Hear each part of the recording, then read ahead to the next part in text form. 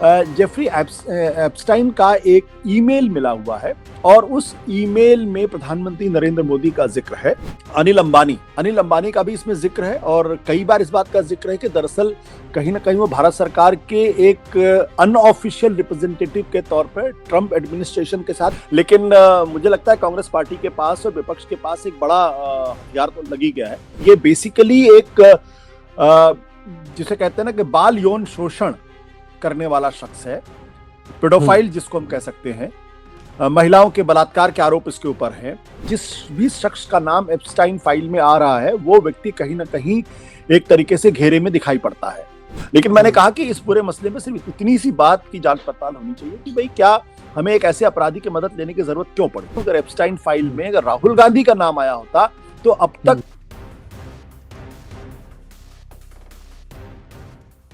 अगर कोई ऐसा नाम जो दुनिया के सबसे बड़े सेक्स स्कैंडल से जुड़ा हो, उसके फोन में भारत के बड़े उद्योगपति और प्रधानमंत्री की यात्राओं की बातचीत मिले, तो क्या यह सिर्फ इत्तेफाक है या कहानी बहुत गहरी है? क्या दुनिया के सबसे बड़े सेक्स स्कैंडल का मास्टरमाइंड जेफरी एप्स्टीन भारत की सत्ता के गलियारों तक अपनी पहुंच बना चुका था? और क्या दिल्ली से न्यूयॉर्क तक कूटनीति की डोर एक ऐसे अपराधी के हाथ में थी जिसे पूरी दुनिया यौन शिकारी के नाम से जानती है? दरअसल एप्स्टीन फाइल्स जो निकला नया जिन अब भारत की राजनीति में भूकंप लाया है। 2017 से 2019 के बीच के वो सीक्रेट मैसेज जिनमें अनिल अंबानी और जेफरी एप्स्टीन के बीच लंबी बातचीत का जिक्र है, दावे डराने वाले हैं। मैसेज में लिखा है, मोदी किसी को मुझसे मिलने भेज रहे हैं। सवाल यह है कि चुनाव नतीजों के ठीक उसी दिन जब भारत में जश्न की तैयारी थी, न्यूयॉर्क में एप्स्टीन के घर कौन सा खास मेहमान पहुंचा था? क्या वाकई कूटनीति के लिए एक सजायाफ्ता अपराधी का सहारा लिया जा रहा था? आखिर एक अपराधी को भारत की रक्षा सौदों और इजरायल यात्रा की इतनी सटीक जानकारी कैसे थी? क्या यह सिर्फ एप्स्टीन की कोरी डींगे थी या फिर भारतीय कूटनीति का वो काला अध्याय जिसे टॉप सीक्रेट कहकर दबाया गया था? आज इसी खबर की खबर लेंगे आशुतोष जी। नमस्कार, मैं हूं अंकुर, आप देख रहे हैं सत्येंद्र का खास शो आशुतोष की पैनी नजर, जहां आशुतोष जी खबर की खबर लेकर असली खबर बताते हैं। आशुतोष सर, आज तो जी अभी राहुल गांधी संसद में बोले जैसे राहुल गांधी को बोलने भी नहीं दिया गया और साथ साथ ये मुद्दा लगातार भारत में चर्चा में है। क्या कहेंगे सर? देखिए, एप्स्टीन फाइल अपने आप में पूरी दुनिया में बहुत ही कंट्रोवर्शियल है, बहुत ही विवादास्पद है। तो इस पर चर्चा करने के पहले हमारे दर्शकों को समझना चाहिए दरअसल ये जेफरी एप्स्टीन नाम का आदमी है कौन। ये अमेरिका का एक तरीके से पावर ब्रोकर है जिसके अमेरिका के तमाम बड़े बड़े जो पावरफुल लोग हैं उसके बीच में इसकी पैठ थी और उनके लिए डीले करता था। लेकिन इसका राज जब खुला तो लोग इस बारे में सुनकर पूरी तरीके से हैरान रह गए क्योंकि ये बेसिकली एक जिसे कहते हैं ना कि बाल यौन शोषण करने वाला शख्स है, पेडोफाइल जिसको हम कह सकते हैं। महिलाओं के बलात्कार के आरोप इसके ऊपर हैं और इसके बारे में ये कहा जा रहा था कि दुनिया की जो तमाम डील्स होती हैं उनमें ये महिलाओं की सप्लाई किया करता था और इसलिए दुनिया के तमाम बड़े-बड़े लोगों से इसके नाम जुड़े, इसकी फाइल्स में जुड़े। और इसके साथ जो संपर्क लोगों का था, वो बहुत ही अजीबो-गरीब तरीके का था। बहुत सारी की कहानियाँ इसमें आ रही हैं, सेक्स से रिलेटेड बहुत सारी कहानियाँ आ रही हैं, तमाम दूसरी तरीके की कहानियाँ आ रही हैं। और उन सब चीज़ों को लेके पूरी दुनिया में चर्चा भी हो रही है और जिस भी शख्स का नाम एप्स्टाइन फाइल में आ रहा है, वो व्यक्ति कहीं न कहीं एक तरीके से घेरे में दिखाई पड़ता है। करीब ये फाइल पब्लिक हो, ना पब्लिक हो, इस बारे में अमेरिका में भी काफ़ी डिबेट हुई। अब ये फाइल पब्लिक हो चुकी है और उसमें अमेरिका के राष्ट्रपति डोनाल्ड ट्रंप पर भी कई छींटे हैं। माइक्रोसॉफ्ट के चेयरमैन बिल गेट्स के ऊपर भी कई छींटे हैं। दुनिया के तमाम बड़े-बड़े सेलिब्रिटीज़ के भी बहुत सारे छींटे हैं। कई लोगों को अपने पदों से इस्तीफ़ा देना पड़ा है। कई लोगों ने ये माफ़ी भी माँगी है कि भई हमसे गलती हुई और हमें इस शख्स के बारे में इस शख्स के साथ नहीं रहना चाहिए या उससे किसी तरीके का संपर्क नहीं करना चाहिए। तमाम तरीके की बातें हैं। भारत में भी इसको लेके तो कई तरीके की चिंताएँ जताई जा रही थी, कई तरीके की अटकलें और अफ़वाहें लगाई जा रही थी। कई बड़े लोगों के नाम बताए जा रहे थे, ऐसा-ऐसा इसमें नाम हो सकता है। लेकिन चूँकि अब ये फाइल पब्लिक हो गई है और इस फाइल में जो 2-3 चीज़ें बड़ी महत्वपूर्ण हैं, एक तो इसमें हरदीप पुरी साहब का नाम है। मैं ये बिल्कुल स्पष्ट कर दूँ कि इस फाइल में किसी के नाम आने मात्र से वो आदमी ना तो अपराधी घोषित होता है और ना ही उसको किसी दूसरी घिनौनी घटना से, करतूत से जोड़ना चाहिए। जो हरदीप पुरी का नाम है वो मंत्री बनने के पहले का नाम था और उनका ये कहना है कि दरअसल वो 3 बार उनकी मुलाकात हुई थी और तीनों बार वो भारत के लिए कुछ डील करना चाहते थे, भारत के संदर्भ में कुछ करना चाहते थे, उस संदर्भ में उनका है। जो लोग कुछ और संदर्भ समझने की कोशिश कर रहे हैं, मुझे लगता है कि उनको ये बात नहीं सोचनी चाहिए। दूसरी बात ये कि अनिल अंबानी का भी इसमें ज़िक्र है और कई बार इस बात का ज़िक्र है कि दरअसल कहीं न कहीं वो भारत सरकार के एक अनऑफिशियल रिप्रेजेंटेटिव के तौर पे ट्रम्प एडमिनिस्ट्रेशन के साथ या अमेरिका एडमिनिस्ट्रेशन के साथ कुछ बातें करना चाहते थे, कुछ डील करना चाहते थे और उस संदर्भ में अनिल अंबानी का इसमें ज़िक्र है। लेकिन इसमें जो सबसे डैमेजिंग है वो ये है कि जेफरी एप्स्टाइन का एक ईमेल मिला हुआ है और उस ईमेल में प्रधानमंत्री नरेंद्र मोदी का ज़िक्र है और जो ज़िक्र उन्होंने कहा उसका कहने का मतलब सिर्फ इतना था कि उन्होंने उनको मैंने एडवाइस दिया और उन्होंने इज़राइल में डांस और गाना गाया और जिसका असर हुआ। तो अब ये जो ईमेल है, इस मेल की ऑथेंटिसिटी पर किसी को शक नहीं है, लेकिन क्या ये ईमेल एप्स्टाइन का अपना एक डील हाँकना था? क्या वो इसी तरीके की डींगे हाँक के क्या लोगों को फंसाने की कोशिश करते थे या लोगों को चार्म करते थे? महत्वपूर्ण बात इसी बात को लेकर ये है कि क्या इस पूरे मामले की कोई पड़ताल होगी कि आखिर जो बातें इसमें कही गई हैं, जो हरदीप पुरी ने भी डिनाई नहीं किया है या अनिल अंबानी की तरफ से अभी तक किसी तरीके का कोई डिनायल नहीं आया है। ऐसी क्या वजह थी जिसकी वजह से भारत सरकार को जेफरी एप्स्टाइन के साथ किसी तरीके का संपर्क रखने की जरूरत पड़ी अमेरिकी एडमिनिस्ट्रेशन में अपनी पैठ पहुंचाने के लिए? ये सबसे महत्वपूर्ण बात है। कुछ लोगों का ये कहना है कि दरअसल तब बहुत सारे लोगों को शायद जेफरी एप्स्टाइन के बारे में पता नहीं था।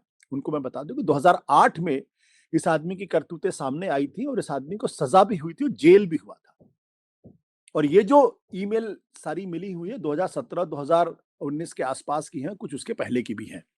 यानी तब तक वो एक यौन अपराधी के तौर पर स्थापित हो चुका था। उसकी करतूतें लोगों के बीच में आ चुकी थी। वो अमेरिकी अदालत के द्वारा उसको सजा भी मिली थी और वो जेल भी जा चुका था। और बाद में जेफरी एप्स्टाइन की जेल में ही उसने आत्महत्या की थी। इस तरीके की बातें सामने आई। अभी अपने आप एक रहस्यमय मामला है कि अमेरिकी जेल जो इतनी सुरक्षित जेल होती है, वहां पे इतने वीआईपी अपराधी ने कैसे आत्महत्या कर ली। तो बहुत तरीके की कॉन्स्पिरेसी थियरीज भी आ रही। हमारा उससे मतलब नहीं। जो एक बुनियादी सवाल है वो इस बुनियादी सवाल इस बात को लेकर यह है कि उसकी ईमेल में प्रधानमंत्री नरेंद्र मोदी का जिक्र है, जिसको कांग्रेस पार्टी के प्रवक्ता सोशल मीडिया पे बड़ा मुद्दा बनाने की कोशिश कर रहे हैं और कांग्रेस के लोग ये कहने की कोशिश कर रहे हैं कि आखिर ऐसी कौन सी जरूरत थी कि भारत को एप्स्टाइन का सहारा लेना पड़ रहा था और क्या ये बात सच है कि उसने राष्ट्रपति ट्रंप को खुश करने के लिए प्रधानमंत्री जी ने डांस और गाना गाया था वहां पे और फिर उनका काम हो गया था? ये बहुत डैमेजिंग बात है। विदेश मंत्रालय ने इस पूरे मसले पर सफाई भी दी है और साफ तौर पे कहा है कि एक अपराधी की बातों को हम इतनी गंभीरता के साथ क्यों लेना चाहिए, ये विदेश मंत्रालय का कहना है। लेकिन मुझे लगता है कि सिर्फ विदेश मंत्रालय के स्पष्टीकरण से काम नहीं चलेगा, क्योंकि तब मैं बार बार कहता हूं कि जब इस तरीके की कोई बात आती है तो बहुत मजबूती के साथ उसका जो स्पष्टीकरण है वो देश की सत्ता के शीर्ष पर बैठे हुए लोगों को बहुत मजबूती के साथ उसका खंडन करना चाहिए, ताकि लोगों को यकीन हो कि जो बातें सामने आई हैं उससे ऐसा कुछ नहीं हुआ जिससे कि भारत की छवि को नुकसान पहुंचे, भारत की संप्रभुता को कोई नुकसान पहुंचे और कहीं दुनिया के अंदर यह संदेश जाए कि दरअसल भारत की सरकार जो है वो एक अपराधी के जरिए अपने राष्ट्रीय हितों की पूर्ति करने की कोशिश कर रही थी या अमेरिकी प्रशासन के अंदर उनको साधने की कोशिश कर रही थी। ये जो परसेप्शन है, ये परसेप्शन नहीं होना चाहिए। इसी के संदर्भ में मेरा ये कहना है कि बाकी जो तीनों संदर्भ हैं, चाहे वो अनिल अंबानी का संदर्भ है या फिर हरदीप पुरी का संदर्भ है या प्रधानमंत्री नरेंद्र मोदी का जिक्र है, वो सिर्फ डील के संदर्भ में है, संपर्क के संदर्भ में है। जो लोग उसको गलत तरीके से इंटरप्रेट करने की कोशिश कर रहे हैं, उस तरीके का कोई जिक्र कम से कम जो चीजें सामने आई हैं उसमें दिखाई नहीं पड़ रहा है। उसका यौन से या सेक्स स्कैंडल से किसी तरीके का कोई लेना देना नहीं है। बात सिर्फ इतनी सी है कि हरदीप पुरी की 3 बार मुलाकात हुई। अनिल अंबानी उनसे मिलने की कोशिश कर रहे थे भारत सरकार के एक अनऑफिशियल नुमाइंदे के तौर पे और एक जगह प्रधानमंत्री नरेंद्र मोदी का जिक्र है जिसमें एप्स्टाइन कतर के अपने कॉन्टैक्ट को लिख रहा है कि मैंने प्रधानमंत्री जी को ये सलाह दी थी और उसके बाद उन्होंने डांस एंड सॉन्ग किया, मतलब गाना और नाचा, और उससे मामला हल हो गया। अब ये जो बात एप्स्टाइन ने लिखी है, अब तो वो जिंदा नहीं है, इसलिए इसकी ऑथेंटिसिटी को प्रूव करना बहुत मुश्किल काम है कि क्या वाकई में ऐसी कोई घटना हुई थी या नहीं घटना हुई थी। अ, या एप्स्टाइन जो है, जो अभी अंकुर ने कहा कि क्या वो डींगे हाँक रहा था लोगों को अपने नए शिकार पकड़ने के लिए, उस संदर्भ में उसने बात कही थी, या इसमें किसी तरीके की कोई सच्चाई थी? मुझे लगता है कि सिर्फ विदेश मंत्रालय के स्पष्टीकरण से बात नहीं बनती है, क्योंकि आज के सोशल मीडिया के जमाने में ऐसी खबरों को पर लग जाते हैं और लोग तमाम तरीके की मनगढ़ंत कहानियां कहते हैं और उससे एक तरीके का चरित्र हनन भी होता है। हमें चरित्र हनन से पूरी तरीके से बचना चाहिए और जो तीनों शख्स का नाम आया है उसका इससे कोई लेना देना कम से कम इस फाइल में मुझे दिखाई नहीं पड़ता है। इसलिए उस बारे में किसी तरीके के चटखारे लेना या उसके बारे में कुछ कहानियां कहना उचित नहीं होगा। इसलिए मानना है मेरा कि साफ तौर पे किसी वरिष्ठ आदमी को आगे बढ़ के इसका स्पष्टीकरण देना चाहिए और उससे देश आश्वस्त होगा कि इस तरीके की घटनाओं का उनसे कोई लेना देना नहीं है। अब ये तो भारत की कूटनीति और विदेश नीति पर इस पर सवाल अलग तरीके से खड़े किए जाएंगे कि एक अपराधी के इस्तेमाल करके आप अपनी विदेश नीति आगे बढ़ा रहे थे। लेकिन आशुतोष सर, जैसा कि मैंने शुरुआत में जिक्र किया कि अभी संसद चल रहा है, बजट के बाद काफी गहमा गहमी चल रही है, हंगामा हो रहा है। क्या लगता है कि कांग्रेस पार्टी, राहुल गांधी इस मुद्दे को अगर उठा लिया, अगर सही से उन्होंने रख दिया, तो धागे खुल जाएंगे फिर तो? नहीं, देखिए, धागे खुलेंगे नहीं खुलेंगे तो अलग तरीके का प्रश्न है। लेकिन मुझे लगता है कांग्रेस पार्टी के पास और विपक्ष के पास एक बड़ा हथियार तो लग ही गया है। क्योंकि मैं सुबह से हाँ। देख रहा हूँ लगातार सोशल मीडिया पे इस पर काफ़ी कांग्रेस के लोग एक्टिव हैं। लगातार उसमें मीम बन रहे हैं और साथ ही साथ हाँ। उनके जो प्रवक्ता लोग हैं वो उस पर बहुत मजबूती के साथ बातें भी रखने की कोशिश कर रहे हैं। प्रधानमंत्री नरेंद्र मोदी को सीधे ही अपने कटघरे में खड़ा करने की कोशिश कर रहे हैं। लेकिन मैंने कहा कि इस पूरे मसले में सिर्फ इतनी सी बात की जाँच-पड़ताल होनी चाहिए कि भई क्या हमें एक ऐसे अपराधी की मदद लेने की ज़रूरत क्यों पड़ी? और जो लोग हम्म। भारत सरकार को रिप्रेज़ेंट करने की कोशिश कर रहे थे, क्या उनको वाक़ई में ऑथराइज़ किया गया था, ऑथराइज़ नहीं किया गया था? या सिर्फ़ वो भी किसी दूसरे रास्ते से वहाँ पहुँचने की कोशिश कर रहे थे? तो ये असल सवाल इस बात को लेकर ये है। आशुतोष सर, आप पीएम मोदी का नाम आया तो आप बड़े तर्क तर्क दे के जवाब दे रहे हैं, और ऐसा ही और ठीक बात वही है। हुँ, लेकिन हुँ, मान लीजिए एक बार को राहुल गांधी का नाम आता है इसमें, तो हुँ। आपके तर्क ये ज्यादा ऊपर होते हैं कि कुछ और ज्यादा ऊपर होता है, तर्क बहुत ज्यादा देखिए, पाताल में होते हैं? मैं बाकी यूट्यूबर्स के बारे में तो नहीं कहता वो क्या, कैसे और किस तरीके से रिएक्ट करते हैं, लेकिन मेरा मानना ये है हाँ। कि एक ज़िम्मेदार पत्रकार होने के नाते जो चीज़ें पब्लिक डोमेन में आई हैं, उन पब्लिक हुँ। डोमेन्स पे चर्चा होनी चाहिए, उस पे बातचीत होनी चाहिए और वो ऑथेंटिक है, तो उसके हुँ। बारे में कायदे से पड़ताल भी होनी चाहिए। चाहे वो राहुल हुँ। गांधी हो या फिर प्रधानमंत्री नरेंद्र मोदी हो। मैं आपकी राय से पूरी तरीके से सहमत हूँ। अगर एप्स्टाइन फाइल हुँ। में अगर राहुल गांधी का नाम आया होता, तो अब हुँ। तक सत्ता पक्ष की तरफ से बहुत बड़ा तूफान खड़ा कर दिया गया होता। और राहुल टीवी पे गांधी के हंगामा। बारे में न जाने क्या-क्या टिप्पणियाँ कर दी गई होती और राहुल गांधी को अपने पद से इस्तीफा देने की बात भी की गई होती और कांग्रेस पार्टी को पूरी तरीके से डिस्क्रेडिट करने का एक पूरा कार्यक्रम शुरू हो गया होता। टीवी चैनल्स पे लगातार उस पे डिबेट शुरू हो गई होती। लेकिन चूंकि ये मसला प्रधानमंत्री नरेंद्र मोदी से जुड़ा हुआ है और आप जानते हैं आज के ज़माने में किस तरीके से तमाम जो सरकारी चैनल्स हैं और साथ ही साथ जो अखबार हैं उनका रवैया बिल्कुल अलग तरीके से है। शायद वहाँ इन सब चीज़ों के लिए कोई जगह नहीं है, लेकिन मैं पूरी तरीके से आपकी बात से सहमत हूँ।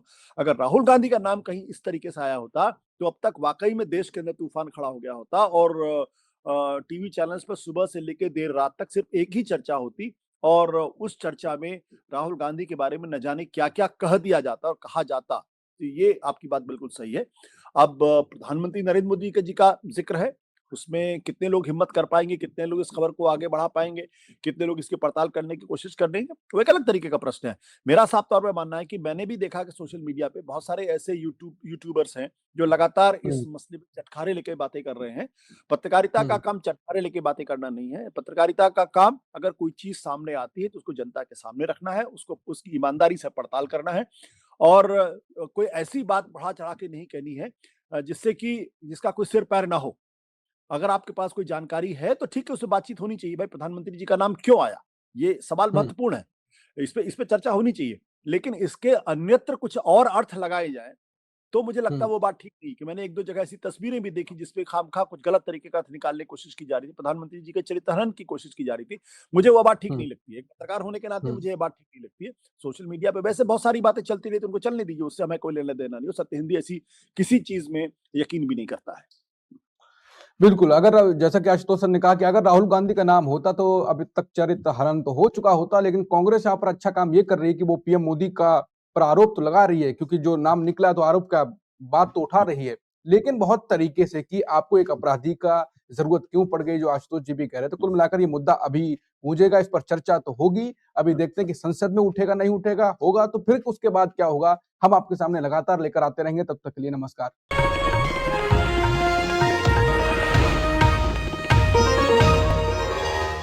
Copyright disclaimer under Section 107 of the Copyright Act 1976. Allowance is made for fair use for purposes such as criticism, comment, news reporting, scholarship, and research. Fair use is a use permitted by copyright statute that might otherwise be infringing.